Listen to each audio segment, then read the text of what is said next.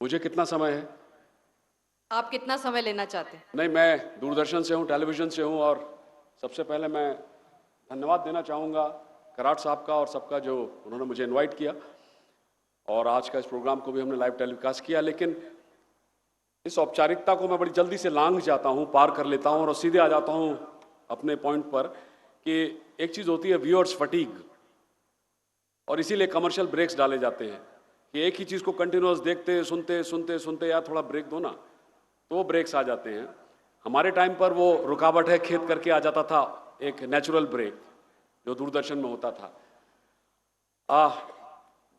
है तो बहुत कुछ कहने के लिए और जब आप इतने सारे लोग हिंदुस्तान से आए हैं और जो जज्बा आपके अंदर है यहाँ पर देखा, तो मैं सोचता हूँ कुछ कहानियाँ सुना के बात खत्म कर देता हूँ इंस्टेड ऑफ सरमन्स और लेक्चर्स कि ऐसा करो वैसा मत करो ये करो, क्योंकि मैं समझता हूँ कि कहानियाँ याद रह जाती हैं। तो और कुछ ऐसी चीज़ें जो मैंने अपनी ज़िंदगी में खुद की हैं, मैं चाहता हूँ वो ज़रूर करें क्योंकि वो चीज़ें मैंने नहीं देखी हैं। जैसे how to do things, everyone will tell you ऐसे करो ऐसे करो ऐसे करो, मैं कहूँगा how not to do things. वो मत करो जो मैंने किया या इन्होंने किया, उससे बचो, क्योंकि why you want to waste your time on that, और उसको थोड़ा सा साइड होके आगे निकल जाओ। उस पर भी कई कहानियां हैं मगर बाद में। एक और चीज़ होती है हाउ टू वर्क फॉरवर्ड, ये सब बताएंगे ऐसे करो ऐसे करो, मैं कहता हूँ how to work backwards.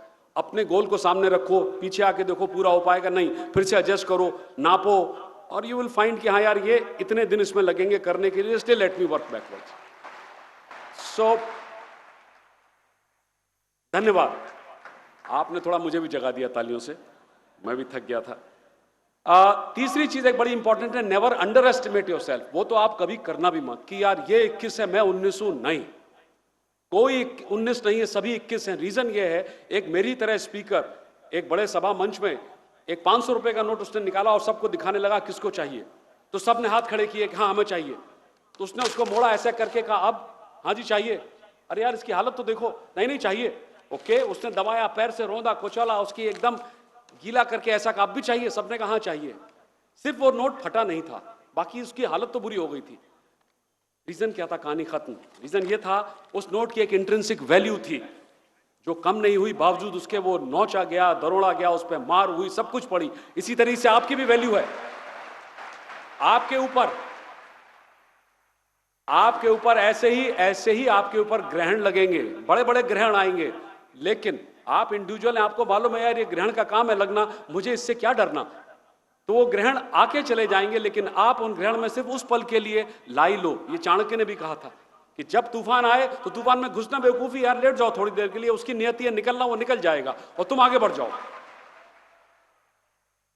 Okay, एक और अच्छी कहानी, how will you change, how to face challenges, hurdles, कैसे करेंगे। Either you want to be reactive और यू शुड बी प्रोएक्टिव। कभी रिएक्टिव मत होइए, कभी मत होइए, रिएक्शन तो कभी कीजिए मत लाइफ में कि उसने ऐसा कहा तो मैं ऐसा करूंगा ना। बी प्रोएक्टिव, उसमें पॉजिटिव चीज देखिए कि अगर मैं ऐसा करूंगा तो क्या होगा। मतलब एक लड़की जो अपने पिता से कह रही थी कि मेरी जिंदगी में कुछ रहा नहीं करने के लिए, I am so fed up with life कि मैं जो कुछ करती हूं निराश निराश निराश निराशा। उसका फादर एक शेफ था, उसने कहा आओ मेरे साथ। मेरे ख्याल है आधे से ज्यादा लोग इस कहानी को जानते होंगे, जो नहीं जानते उनके लिए इंटरेस्टिंग है। वो अंदर गया, उसने 3 बर्तन रखे आग के ऊपर और उसमें पानी भर दिया, पानी बॉईल होने लगा। पहले बर्तन में उसने एक गाजर डाली, कैरेट, दूसरे में उसने एक अंडा डाला और तीसरे में कुछ कॉफी बीन्स। थोड़ी देर बाद जब पानी से बॉईल हो गया, उसने सबको निकाला, ठंडा किया और कहा कि तुमने देखा कुछ? बोले क्या हुआ? आपने कुछ उबाल दिया। बोले गौर से देखो, इन तीनों को मैंने यातनाएं दी, पीड़ाएं दी, 100 डिग्री सेंटीग्रेड के ऊपर पानी के, गर्म पानी बॉइलिंग वाटर में डाला। जो कैरेट थी वो देखने में तो सख्त थी, लेकिन पानी में डालने के बाद वो झूल गई, यानी वो झेल नहीं पाई 100 डिग्री सेंटीग्रेड पानी को। अंडा जो था वो देख, अंदर से तो हम सब मालूम है कि वो अंदर से ढीला ढाला था, लेकिन अंदर पानी के जाते ही गर्म पानी में उसने अपना बाहरी आवरण तो बदला नहीं, अंदर से सख्त हो गया। लेकिन इनको कॉफी बीन्स को देखो, ये पानी में मिल ही नहीं गई, इतना अच्छा अरोमा इन्होंने दिया, इतनी अच्छी खुशबू दी कि उसको पी करके भी फाउंड कि इट इज मच बेटर। तो what would like to be, coffee beans और कैरेट और एग? आपको मालूम है क्या बनना है। ओके, अनदर इंटरेस्टिंग बात, पॉइंट, डोंट जज a book by its cover. कभी भी किताब को उसके कवर से मत जज करो। मुकेश शर्मा बहुत अच्छा बोलेगा, ये बहुत अच्छा बोलते हैं, ये आप मेरे से बेहतर कर सकता है, नहीं ऐसा कुछ नहीं। उसका रीजन है, एक बड़ी अच्छी कहानी थी कि एक डॉक्टर के पास फोन आया कि डॉक्टर आप जल्दी आइए, मेरा बच्चा इस हालत में है, मर जाएगा, हॉस्पिटल में है। डॉक्टर ने कहा मैं हॉस्पिटल में नहीं हूं, बाहर हूं, मैं कोशिश करता हूं जल्दी आने की। नहीं, आप तुरंत आइए please, don't delay it, otherwise वो लाइफ और डेथ और उसके बीच में झूल रहा है। डॉक्टर आया, जैसे ही वो हॉस्पिटल पहुंचा उसने देखा कि उसका जो लड़के का फादर था जिसने फोन किया था वो कॉरिडोर में बड़ी तेजी से घूम रहा था।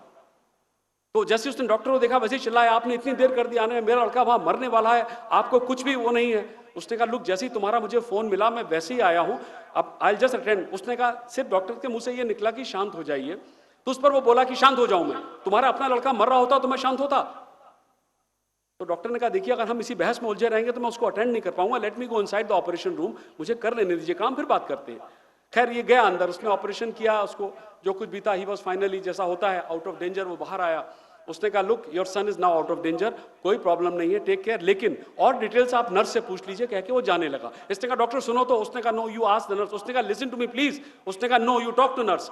ये चला गया, उसने नर्स से कहा ये तो बहुत एरोगेंट डॉक्टर है, बात भी नहीं सुनता, इतना ज्यादा इसको क्या वो है।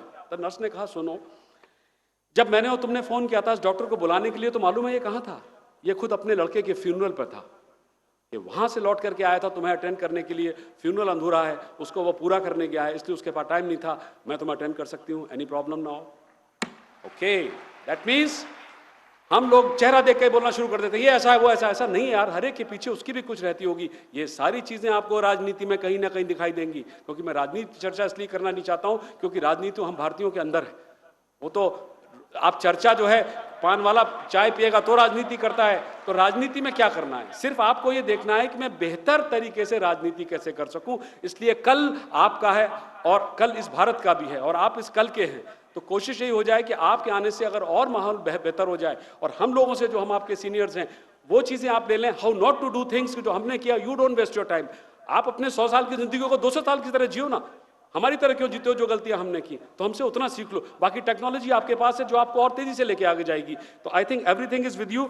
एंड लास्ट में सिर्फ मैं एक ही चीज कहूंगा कि आप अकेले रिस्पॉन्सिबल हैं क्रेडिट और डिसक्रेडिट के लिए, याद रखिएगा। एक आखिरी कहानी, and I take your leave, सीधे भागेंगे मुंबई की तरफ। कहानी सिर्फ इतनी सी थी कि इसी तरीके से एक पॉलिटिक्स के पार्टी ने और उसकी राजनीति पॉलिटिकल पार्टी ने एक बोर्ड लगाया कि जिस आदमी ने आपको बढ़ने नहीं दिया जिंदगी में, आपको कुछ करने नहीं दिया जिंदगी में, उसकी डेथ हो गई है लेकिन, और नीचे हमने उसका एक ताबूत, एक कॉफिन बनाया, उसमें उसकी डेड बॉडी है। तो लास्ट राइट्स उसके हैं, एक बार देख तो लीजिए चेहरा, जिसने आपको हर जगह रोका, आपको हर जगह टोका, और आप बढ़ नहीं पाए, आगे नहीं आ पाए। लाइन लगी हुई थी लोग उस ताबूत को देखने के लिए, अंदर जाने के लिए, कि ऐसा कौन सा आदमी था जिसने जिंदगी में मुझे हर जगह रोका और मुझे आगे नहीं बढ़ने दिया। जैसे जैसे वो आगे जाते और निकल के आते तो दूसरा कहता तुम खुद देख लो ना, कौन है तुम देखो ना, कौन है तुम देखो। और अंदर क्या देखते हैं? एक शीशा था, मिरर। उस मिरर में देखते थे वो अपने आप को, तो पाते थे कि वो खुद ही अपने आप को रोकते थे और वो खुद ही रुक नहीं पाते थे। तो कहने का मतलब, क्रेडिट या डिसक्रेडिट आपके आगे बढ़ने का, उसके रिस्पॉन्सिबल आप हैं, कोई और नहीं। Thank you very much.